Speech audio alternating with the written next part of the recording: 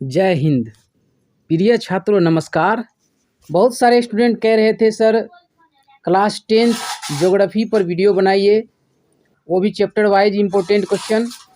तो दोस्तों आज की वीडियोज में हम आप सभी के लिए ज्योग्राफी क्लास 10th यानी भूगोल वर्ग 10 का फर्स्ट चैप्टर भारत संसाधन एवं उपयोग लेके आए हैं और इसमें ऑब्जेक्टिव प्लस सब्जेक्टिव पढ़ते हैं। तो दोस्तों चैनल पर नए हैं तो चैनल को सब्सक्राइब करें और वीडियो पसंद आए तो इसे शेयर करें। चलिए शुरू करते हैं। यहाँ पर दोस्तों वस्तुनिष्ठ प्रश्न है 1 नंबर का, कोयला किस प्रकार का संसाधन है? कोयला किस प्रकार का संसाधन है? आवाज़ करना कम करिए है, काम करिए करना। कोयला किस प्रकार का संसाधन है? आंसर होगा अनवीकरणीय। क्या होगा? अनवीकरणीय। इसी प्रकार पेट्रोलियम होगा, वो भी अनवीकरणीय, यानी जो कभी न कभी समाप्त हो जाए वो अनवीकरणीय होते हैं। अब अगला प्रश्न है दूसरा, सौर ऊर्जा निम्नलिखित में से कौन सा संसाधन है? सोलर एनर्जी निम्नलिखित में से कौन सा रिसोर्सेस है? तो उत्तर होगा पुनः पूर्ति योग। क्या होगा? पुनः पूर्ति योग, यानी दोबारा से पूर्ति हो सकती है। तो दोबारा से जिसकी पूर्ति हो, जो काम में लाए जाए, जिसका उपयोग हो सके, वह पुनः पूर्ति योग है। प्रश्न संख्या 3, तट रेखा से कितने किलोमीटर क्षेत्र सीमा अपवर्जक आर्थिक क्षेत्र कहलाते हैं? तट रेखा से कितने किलोमीटर क्षेत्र सीमा अपवर्जक आर्थिक क्षेत्र कहलाते हैं? तो आंसर होगा 200 नैनोमीटर। क्या होगा?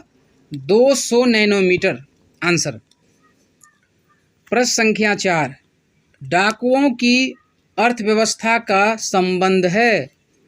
डाकुओं की अर्थव्यवस्था का संबंध है, आंसर होगा संसाधनों के अनियोजित विदोहन से, यानी काफ़ी मात्रा में संसाधनों का ह्रास हो रहा है, संसाधन खर्च हो रहे हैं, बिना सोचे समझे खर्च की जा रही है, खपत हो रही है, तो इसीलिए इन्हें डाकुओं की अर्थव्यवस्था का संबंध बताया गया है संसाधनों के अनियोजित विदोहन से। प्रश्न नंबर 5, समुद्री क्षेत्र में राजनैतिक सीमा के कितनी किलोमीटर क्षेत्र तक राष्ट्रीय संपदा निहित है? समुद्री क्षेत्र में राजनीतिक सीमा के 12.2 किलोमीटर 12.2 किलोमीटर क्षेत्र तक राष्ट्रीय संपदा निहित है। अब हम लोग बढ़ेंगे दोस्तों लघु उत्तरीय प्रश्न पे। तो चलिए शुरू करते हैं। लघु उत्तरीय का पहला प्रश्न है, संसाधन को परिभाषित कीजिए। संसाधन को परिभाषित कीजिए, कई बार पूछा गया प्रश्न बिहार बोर्ड में। आंसर होगा यहाँ पर ANS आंसर कि हमारे पर्यावरण में पाई जाने वाली प्रत्येक वस्तु जो हमारी ज़रूरतों को पूरा करे संसाधन कहलाती है। हमारे पर्यावरण में पाई जाने वाली प्रत्येक वस्तु जो हमारी ज़रूरतों को पूरा करे संसाधन कहलाती है। संसाधन भौतिक एवं जैविक दोनों हो सकते हैं। भौतिक का मतलब निर्जीव और जैविक का मतलब जिसमें जीव हो, दोनों हो सकते हैं। भूमि, जल, मृदा या भूमि, मृदा, जल, इनका हम लोग क्या करते हैं? उपयोग करते हैं, यानी अपने ज़रूरतों को पूरा करते हैं। भूमि से क्या करते हैं? मृदा से क्या करते हैं? जल से क्या करते हैं? सबको पता है। भूमि, मृदा से हम लोग फसल का उत्पादन करते हैं, जल पीते हैं, स्नान करते हैं, विभिन्न प्रकार की ज़रूरत पूरा करते हैं, खनिज भी। खनिज से विभिन्न प्रकार के सामान बनाए जाते हैं। खनिज जैसे कि लोहा, एल्युमिनियम, इनसे विभिन्न प्रकार की वस्तुएं बनती है जो ज़रूरतों को पूर्ण करती हैं। जैसे भौतिक संसाधन हैं और मानवीय आकांक्षाओं की पूर्ति करते हैं तो ये संसाधन बन जाते हैं। भूमि, मृदा, जल, खनिज जैसे संसाधन हमारी आवश्यकताओं की पूर्ति करते हैं तो ये क्या हो जाएंगे? भौतिक संसाधन हो जाएंगे। जैविक संसाधन हैं वनस्पति, वन्य जीव तथा जलीय जीव जो मानवीय जीवन को सुखमय बनाते हैं। इन सभी में जीव हैं, इसलिए ये क्या हैं? जैविक संसाधन हैं। वनस्पति, वन्य जीव तथा जलीय जीव। आगे बढ़ेंगे दोस्तों प्रश्न संख्या 2 पर। प्रश्न संख्या 2 है, संभावी एवं संचित कोश संसाधन में अंतर स्पष्ट कीजिए। संभावी एवं संचित कोश संसाधन में अंतर स्पष्ट कीजिए। यदि इस अध्याय को आप पढ़े हैं भारत संसाधन एवं उपयोग, तो इस चैप्टर से, इस अध्याय से आपको क्वेश्चन हम बता रहे हैं।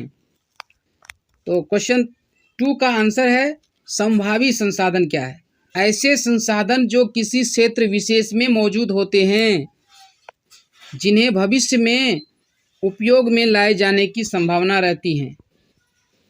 ऐसे संसाधन जो किसी क्षेत्र विशेष में मौजूद होते हैं जिन्हें उपयोग में लाए जाने की संभावना हो, जैसे हिमालय क्षेत्र का खनिज, राजस्थान और गुजरात क्षेत्र में पवन और सौर ऊर्जा की असीम संभावनाएं हैं। ये सभी संभावी होंगे। जैसे हिमालय क्षेत्र का खनिज, राजस्थान और गुजरात क्षेत्र में पवन और सौर ऊर्जा की असीम संभावनाएं हैं। आगे बढ़ते हैं। संचित कोश संसाधन क्या है? संचित कोश संसाधन ऐसे संसाधन भंडार जिसे उपलब्ध तकनीक के आधार पर प्रयोग में लाया जा सकता है। ऐसे संसाधन भंडार जिसे उपलब्ध तकनीक के आधार पर प्रयोग में लाया जा सकता है, ये क्या है? संचित कोश संसाधन है। जैसे नदी का जो जल है वो पनबिजली या फिर जल विद्युत उत्पन्न करने में उपयुक्त हो सकते हैं। नदी का जल पनबिजली उत्पन्न करने में, जल विद्युत उत्पन्न करने में उपयुक्त हो सकते हैं। ऐसे संसाधन वन में या बांधों में जल के रूप में संचित हैं, जल के रूप में संचित हैं। तो ये है संचित कोश संसाधन। आगे बढ़ेंगे दोस्तों। क्वेश्चन नंबर 3, प्रश्न संख्या 3, संसाधन संरक्षण की उपयोगिता को लिखिए। संसाधन संरक्षण की उपयोगिता को लिखिए। आंसर, सभ्यता एवं संस्कृति के विकास में संसाधन की अहम भूमिका होती है। सभ्यता एवं संस्कृति के विकास में संसाधन की अहम भूमिका होती है, किंतु संसाधनों का अविवेकपूर्ण, बिना सोचे समझे उपयोग विविध सामाजिक, आर्थिक, सांस्कृतिक एवं पर्यावरणीय समस्याओं को जन्म देती हैं यदि आप अविवेकपूर्ण तरीके से संसाधनों का उपयोग करेंगे। इन समस्याओं के समाधान हेतु विभिन्न स्तरों पर संरक्षण की आवश्यकता होती है। यानी सोच समझ करके आपको संसाधन खपत करनी है, संसाधनों का प्रयोग करना है। सभ्यता एवं संस्कृति के विकास में संसाधन की अहम भूमिका होती है, किंतु संसाधनों का अविवेकपूर्ण उपयोग विविध सामाजिक, आर्थिक, सांस्कृतिक एवं पर्यावरणीय समस्याओं को जन्म देती है। इन समस्याओं के समाधान हेतु विभिन्न स्तरों पर संरक्षण की आवश्यकता होती है, यानी बर्बाद होने से बचाने की आवश्यकता होती है। सोच समझ करके उपयोग करने की आवश्यकता होती है। आगे बढ़ते हैं। से पूछा जा सकता है, यहाँ से पूछा जा सकता है कि संसाधन संरक्षण का तात्पर्य क्या है। संसाधनों का नियोजित एवं विवेकपूर्ण उपयोग ही संरक्षण कहलाता है। संसाधनों का योजनाबद्ध तरीके से एवं विवेकपूर्ण उपयोग ही संरक्षण कहलाता है। सोच समझ करके उपयोग करना। आगे प्रश्न संख्या 4, संसाधन निर्माण में टेक्निक की क्या रोल है, क्या भूमिका है, स्पष्ट कीजिए। आंसर, संसाधन निर्माण में तकनीक की भूमिका अत्यंत ही महत्वपूर्ण होती है।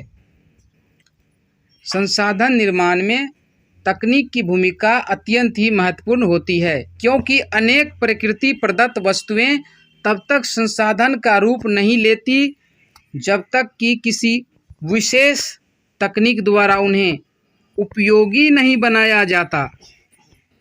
ठीक है, यानी कि कोई भी वस्तुएं हैं, कोई भी चीज़ें हैं, वे तब तक संसाधन नहीं बन सकती हैं जब तक कि किसी विशेष टेक्निक द्वारा उन्हें उपयोग में नहीं लाया जा सकता। जैसे नदियों के बहते जल वैसे तो बह रहे हैं, अब उनसे हम लोग क्या करेंगे, उपयोग करेंगे। नदियों के बहते जल से पनबिजली पैदा करेंगे। नदियों के बहते जल से पनबिजली उत्पन्न करना, तो यहाँ से हम जल से क्या कर रहे हैं, उपयोग कर रहे हैं, जल का उपयोग कर रहे हैं पनबिजली के रूप में, तो यह हो जाएगा संसाधन। बहती हुई वायु से पवन ऊर्जा उत्पन्न करना, इन सभी में अलग अलग तकनीकों की आवश्यकता होती है।